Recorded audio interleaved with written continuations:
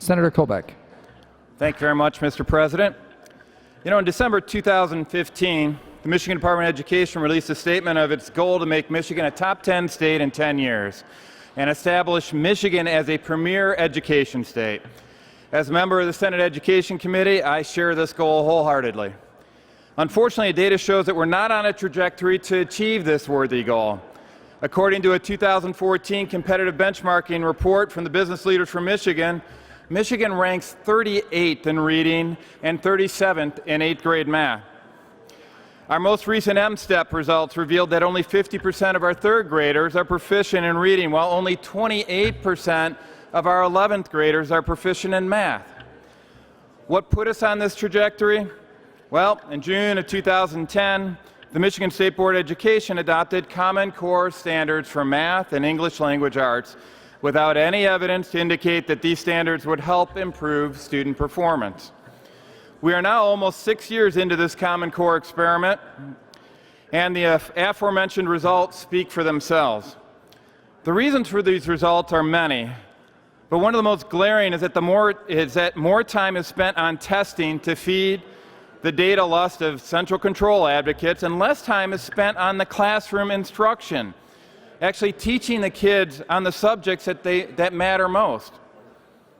It is clear that any objective observer to the adoption of Common Core, it's clear to any objective observer that the adoption of Common Core has resulted in a race to the middle, not to the top.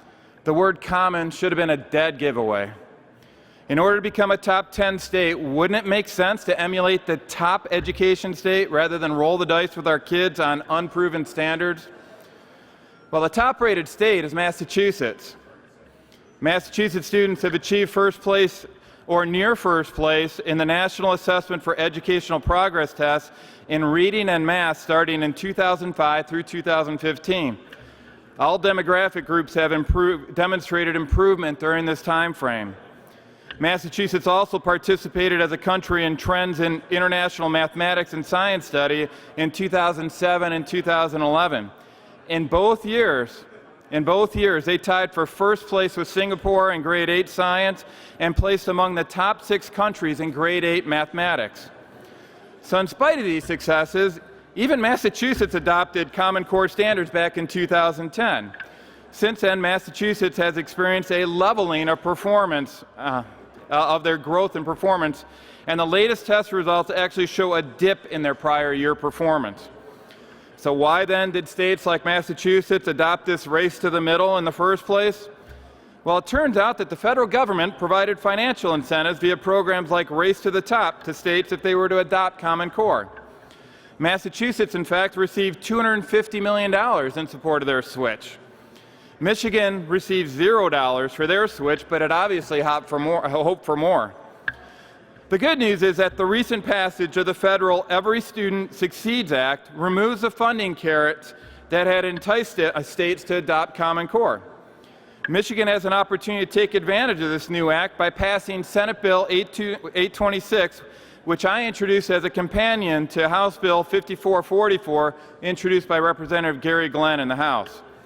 The passage of Senate Bill 826 would repeal Common Core standards in Michigan and replace them with the proven pre-Common Core Massachusetts standards. By doing so, we would help replace our current education focus on testing with that of teaching. By doing so, Michigan would finally be on a proven trajectory to be a top 10 state in education. I'd like my remarks added to the record, please. Without objection, Senator Colbeck's remarks will be printed in the Journal.